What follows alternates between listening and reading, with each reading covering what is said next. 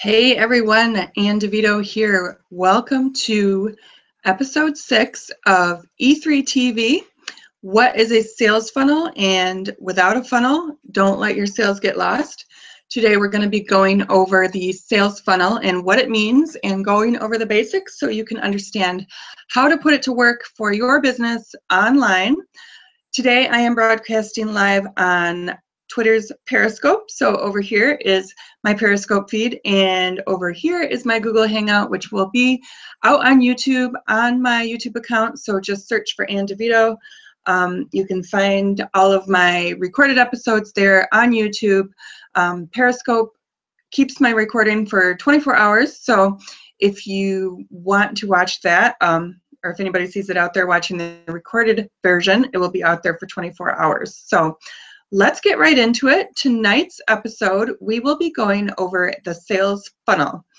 And I am just wondering how many people actually know what a sales funnel is. And this is very important for those of you that have a small business, that have a direct sales business, otherwise known as network marketer, and you're looking to sell your products and or services online using the internet, using social media, using all of the tools out there that everybody else is using.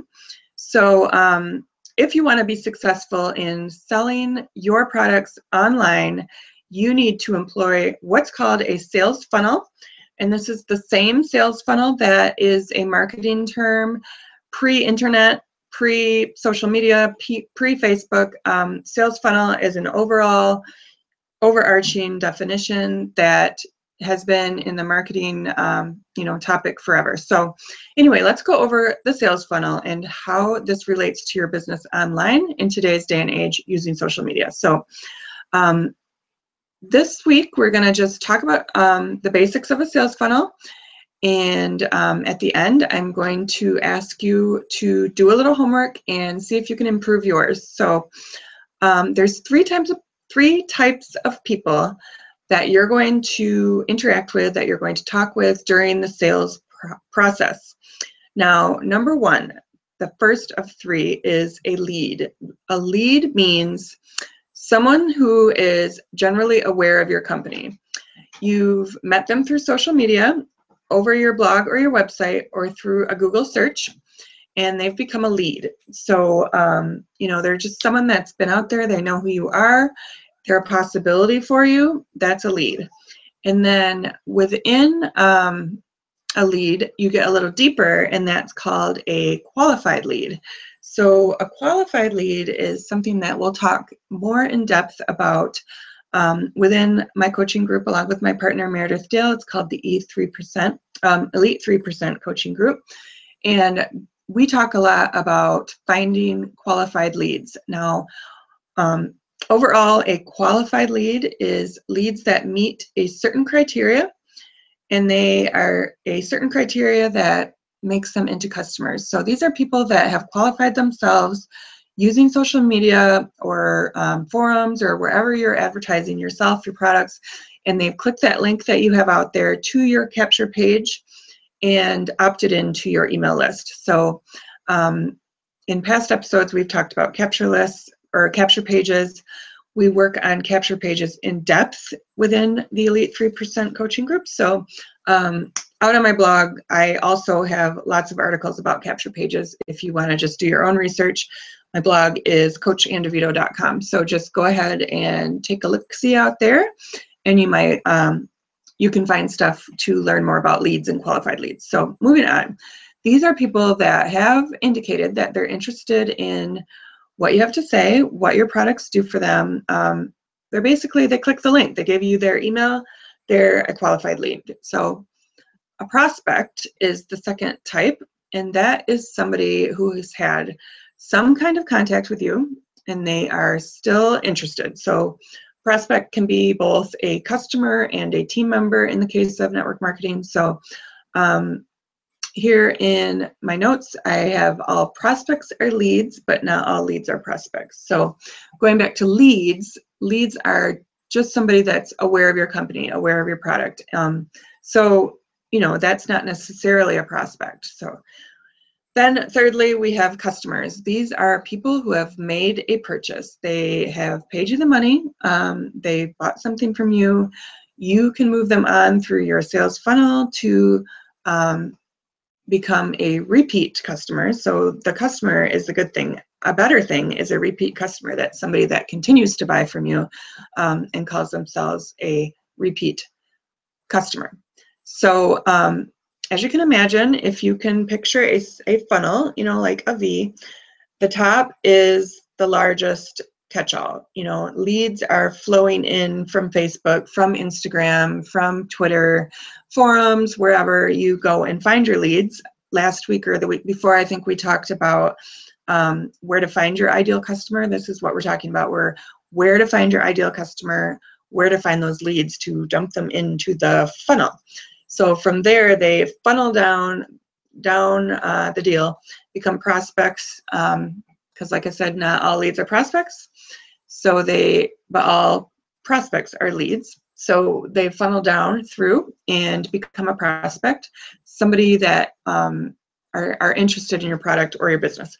And then from there, they funnel even further down the funnel and become a customer, purchasing from you, buying something from you. So you're always going to have two goals in mind when you're running your sales funnel. Number one, you want to find good leads and funnel in as many as you can into the top of the process, the largest part of the funnel, and increase the percentage of people that move down the level in the pipeline. So let's move on and talk a little bit about the sales process. So the first part of the sales process is making your potential leads aware that you exist. You exist out in the world. You sell a product. You want people to learn your name, learn what you sell, learn what those products can do for them, how they can better their life, how your services can better their life, and make them, you know, what the word means, make them aware of your existence. So for this, we use social media, we use email, we use other advertising, word of mouth, and it just really depends on what you're selling, how the best way to make people aware of you, the perfect lead generation source for you. It just really depends on what you're selling. Looking back to 2 lessons ago, your ideal customer, where they're hanging out. So using the general medium of that area is going to be the best way to bring in those leads. So the next step in the sales process is education. This is a hugely important part of the sales process. It's called education. It means what it means.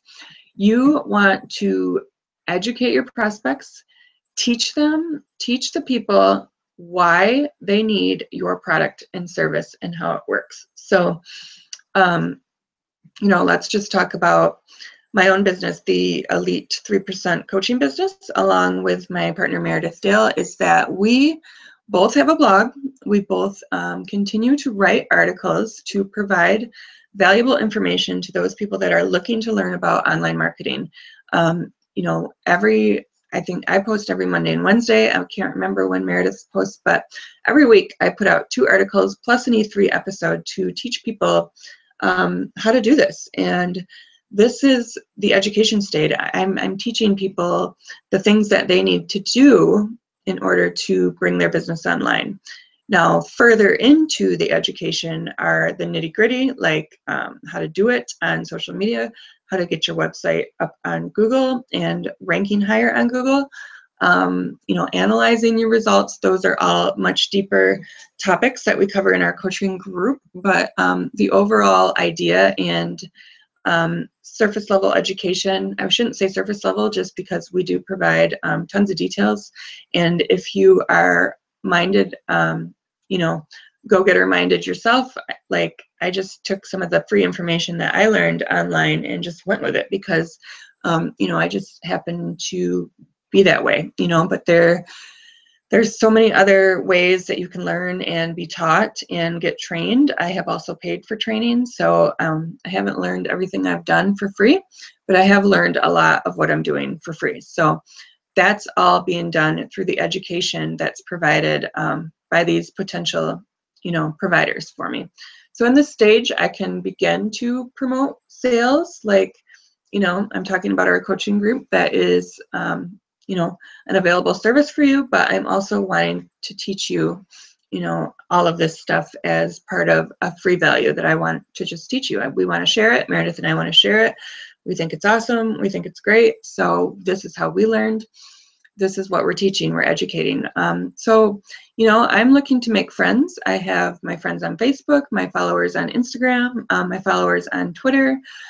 There I post these articles, I post these trainings, Periscopes, YouTube videos, all of this stuff. I want to reach out and meet like-minded people, become friends, and just connect with you and see how I can help you with your business, whether it's just, as simple as an encouraging word on Facebook, all the way to welcoming you into my coaching group, into our coaching group. So anyway, this is how you build relationships, and then you begin to connect on the level where you have things in common. So next, moving on, is the evaluation. Prospects need time to figure out if the purchase is the best decision for them. At this point, as much as you want to push and make that sale, this is the time where you back off. You need to back off, not be aggressive. You just need to interact, answer questions when asked. This is the time you might want to, depending on your company, is provide a free sample. So if you're in health and wellness and you're trying, or skincare, let's say, you're trying to sell a specific skincare, this is the time where you're going to say, I have a little sample here. Why don't you take this home, try it out for a couple nights, see how you like it. So, you want to be extremely effective. That's more of an offline strategy, but in the online world, provide something additional valuable. So when you're doing this online, you want to provide a video on YouTube saying, here's my mascara. This is the best way to apply it. This is how it looks before. This is how it looks after. If you're interested in learning more, just let me know. So this is all during the time that your prospect is evaluating their purchase. You don't want to be pushy. You don't want to put them off by saying, bye. So just kind of start throwing bones, just say, hey, here's a free sample. Hey, here's a video on how it worked for me, how it worked for my friend Sally, that kind of thing. And then the engagement stage is next. I've given the prospect all of the information that they need to make their decision. So this is a part where I personally have gotten stuck, and I'm sure many of you have gotten stuck. You've given them everything they need to know. You've provided them your elevator speech. You say, let me know when you've made your decision. So this is where you have to be careful and be savvy in your business acumen. This is definitely a learned behavior. So if you're just starting out, might not be so comfortable for you, but this is where probably the trickiest point, because this is where the sale can be dropped very easily. So a couple options out there we have is to give like a time-sensitive offer. So if you are email marketing online through Attraction Marketing, running your business completely online, this is where you send that final email saying, buy today and get 50% off, or give some sort of discount, a time limited discount. This, would go for, if you sell your own products. But if you work for another company, like in network marketing, I know that many of them have off-the-shelf things that you can sell where you've bought them and then you sell them back. You can just offer in a sample or an additional piece. So, say you work for a makeup company, and you keep a couple different eyeshadows on hand in your inventory. You can say, well, if you buy that mascara today, I'll throw in this free eyeshadow, and then you would just send that out from yourself through the mail. So, that would be a network marketing example online, or of course, offline tactic. You can just provide it. You can give it to them. So moving on, you had that engagement. You need to get to the commitment. So the commitment is the second to final stage is the commitment. The funnel has done its job, and it's educated and engaged your potential customer, and they commit to buying your product. They say, yeah, I think I'll go for that. But beware. The commitment does not turn into customer until you have the money in your hand in your bank account. So prospects will make a verbal commitment to buy, and then many of them will walk away and never come back. So once someone leaves, chances are they're not going to be back. So if somebody says they intend to buy something, it's your job to get the money today. So do what you can to make the sale now, because once that connection is broken, it's pretty hard to get it back, and you're starting all over again. So, if you are on a sales call, whether you're in person, or when I was working in network sales, because I was a network marketer, and this is how I got into this whole arena of teaching network marketing online, which has now folded out to other small businesses attempting to sell their products online, is that I kept a Square reader in my purse for my phone. So if I, and my company also had an app, so I could take payments with my Square, I could take payments with my app. I made sure that my smartphone was with me at all times. If you don't have a smartphone, make sure your laptop is in the car, because almost everywhere has Wi-Fi. Sign that customer up right then and there, or at a minimum, keep the sign-up forms where you can write down their credit card numbers and enter it that night. So do whatever you do to make the sale today after they've made that commitment. Make sure that you have all of the tools with you. Like I said, my phone, my Square reader, my order forms, everything like that. Make sure that you have that stuff with you so that you can sign them up right then and there. You can sell them right then and there. If you're on the phone making a sale, I know for our E3% business, Meredith and I, we have links that go to, our payment page. We can just say on the phone, I'll wait on the line if you want to click that link and go ahead and fill in your information. And then we will continue to talk about what they're going to get in their coaching program. And this works because, number one, you're waiting on them. You're spending your valuable time, and that person knows it, and they're eager to see what the next step is after they make that purchase. So final stage would be the purchase. This is when you can celebrate. You've made the sale, you've got the money, the credit card went into your bank account, you've done it. Commitment, you're on the high wire, you're on the wire, can I make that sale? And then purchase, you've done it. So after that, along with the purchase, you have loyal fans and repeat customers. Repeat customer speaks for itself. That is somebody that continues to buy products from you. A lot of the network marketing companies have auto ship, incentives where if you buy 3 to 6 to a year worth of products, they're going to get an incentive. So those are your repeat customers. And, those repeat customers that probably won't be buying something for another long period of time, they become your loyal fans. They're using the products. They're using them for a year or a long period of time. They are your social proof. So I'm not sure if we've gone over that yet in our E3 TV episodes. We definitely go over it in the coaching group, but social proof is extremely important to your posting strategy, to your advertising strategy for your products. This is your way of showing, it works. You have somebody that's purchasing something for a long period of time. They are excited about it. You can ask them how it's going over social media. They can respond, make that public so other people can see that. You offer, number one, great customer service. Number two, a great product. So the repeat customer is actually, making the money. But that is the long and short of the sales process. I hope I did not go too fast, but that is pretty much the basics of the sales process and the sales funnel. There are tools to employ your sales funnel out in your online marketing, and some of them free, some of them paid. We definitely teach them and go over them in the coaching group. I go over a lot of them on my blog, so free value out on coachandevito.com. Go check it out. If you want other updates and reminders of episodes, things like that, go ahead on Periscope. You can click the link in my Twitter profile and get yourself a free guide on video marketing and how important it is to your business. I touched on that a little bit in the sales funnel using videos for the education phase and the engagement phase. So out on Twitter, you can grab that document to learn how to set up a Google Hangout, learn how to do a Periscope, and just, you know, the basics of that.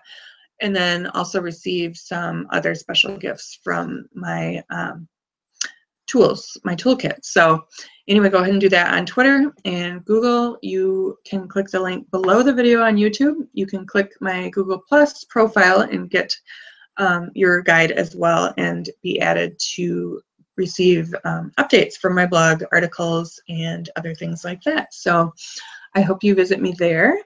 There's lots to learn. I'm learning myself, but I'm also enjoying teaching everybody what I've learned and just going over the awesome basics of internet marketing. So homework for tonight, this week. This week, number one, this week I'm going to improve my sales funnel in the following way. So do you need help getting leads? That's right at the beginning. You want to funnel those leads into the top part of the funnel. Or how about converting prospects into commitment? You know, how am I gonna shore up my basics on, you know, sticking with my my prospect to make that commitment to buy, and more importantly, sticking with that prospect in the commitment phase, getting them to pull out the credit card and do it, because, you know, there are definite tactics to doing that, and that is a great place to start with your improvement. And actually that went into our number 2 for homework. When you have a prospect commit to making a purchase, how are you going to nudge them? What new tactic do you want to try to do in order to nudge them into that purchase? And your loyal fans, your people that have made a purchase and they're purchasing for a length of time, how are you going to encourage them to share how happy they are with your products, with your service, with you, with your business? What kind of incentives, number 3 on your homework assignment, what kind of incentives are you going to offer to anyone who refers me to others? So a lot of network marketing companies offer already established incentives for referrals. So definitely, if that's the case, just advertise the heck out of it. Tell people about the referral program of your company. If you sell your own product, start to brainstorm a good incentive, a good freebie that you can offer people for, you know, referring your business. So that's it. I hope you guys enjoyed this Hangout / Periscope. And if you have any questions at all, just come and visit me over at coachanddevito.com. That's my blog. You can email me at coachanddevito@gmail.com, and check out the articles there. Check it out. Let me know any comments. Put some comments out on the blog. Let me know how I can improve, how I can help you in your business. I would be happy to do so. So I hope you all have a good night, and I will talk to you next week for episode 7 of E3 TV.